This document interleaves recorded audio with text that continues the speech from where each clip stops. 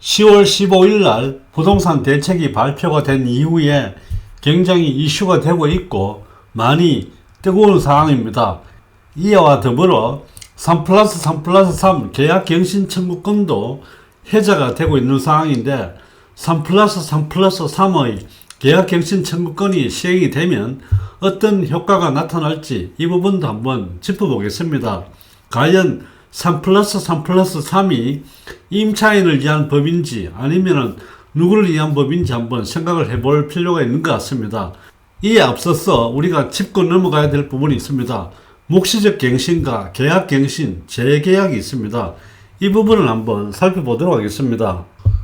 주택임대차보호법에서 임차인은 기간 만료 전 2개월 전까지 임대인에게 계속 있겠다 아니면 나간다는 의사 표현을 해야 됩니다. 그러지 않고 이 기간이 초과된 경우에는 자동적으로 묵시적 갱신으로 넘어가게 됩니다. 그럼 묵시적 갱신이 발생하게 되면 어떤 효과가 생기느냐? 기본적으로 2년 전세 계약을 맺었다고 가정을 했을 때 묵시적 갱신이 생기게 되면 2년 동안 더 살 수 있습니다. 문제는 여기서 발생합니다. 묵시적 갱신이 되면 임차인은 언제든지 임대인에게 나간다고 통보를 하게 되면 임대인은 3개월 안에 임대 보증금을 돌려줘야 됩니다. 즉 임차인은 묵시적 갱신이 되더라도 2년 기간을 채우지 않고 언제든지 나간다고 이야기할 수가 있습니다.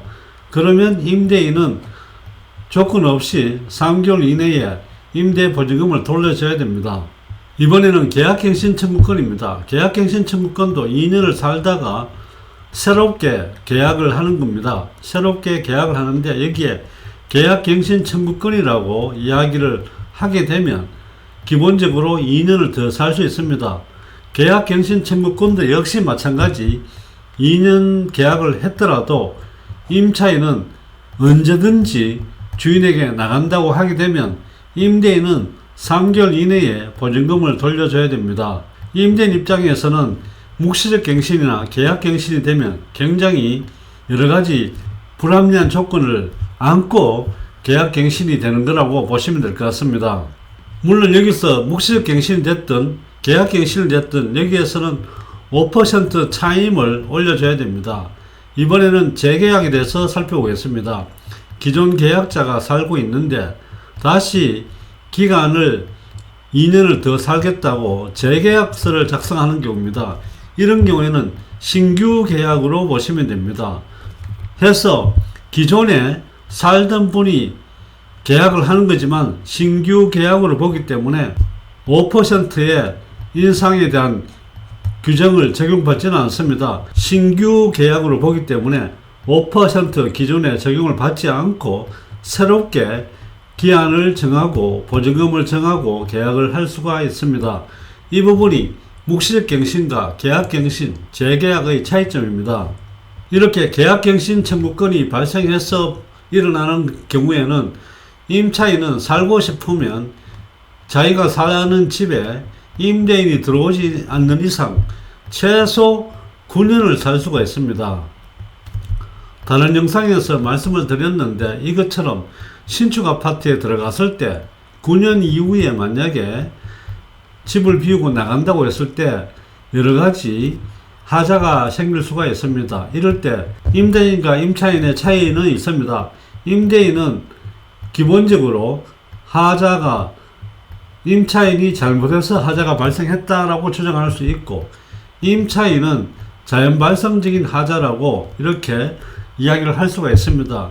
이런 부분이 발생하게 되면 결국은 소송으로 이어지는 경우가 많이 발생하겠죠. 3+3+ 계약갱신 청구권이 생기게 되면 과연 이게 임차인을 위한 법인지 생각을 해볼 필요가 있을 것 같습니다.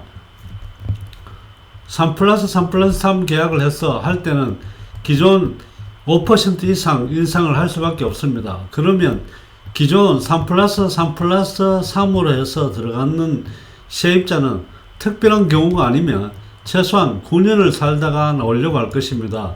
10년이면 강산도 변한다는데 9년 동안 물가 상승률이 어마어마할 텐데 결국 여기에서 5%, 그리고 또 3번 한 번 더 할 때 5%, 전체적으로 10%의 상승 효과만 있으면서 9년을 살 수 있습니다. 임대인 입장에서는 굉장히 불리한 위치에 있기 때문에 처음에 전세 보증금을 굉장히 많이 올려받으려고 할 것입니다. 전세가 아닌 월세로 전환할 가능성이 많습니다. 시중에 전세는 사라지고 월세가 많이 나올 가능성이 있다, 이렇게 보시면 될 것 같습니다.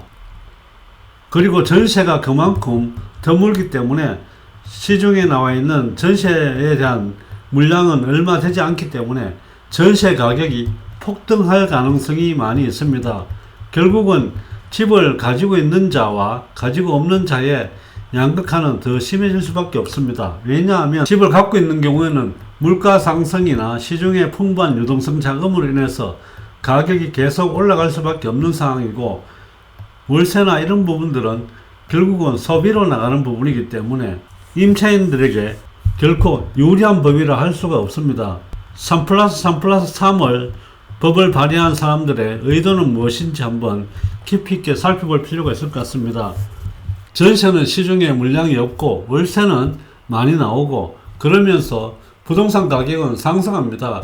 계약갱신 청구권이 처음에 생겼을 때 부동산 가격이 상승했는 것보다 훨씬 더 많은 상승률을 보여줄 수밖에 없다, 이렇게 보시면 될 것 같습니다. 3+3+3으로 계약갱신 청구권이 바꾸어졌을 때 과연 시중에 어떤 문제점이 나타나는지를 생각을 해보고 정책을 발휘했는지 다시 한번 묻고 싶습니다.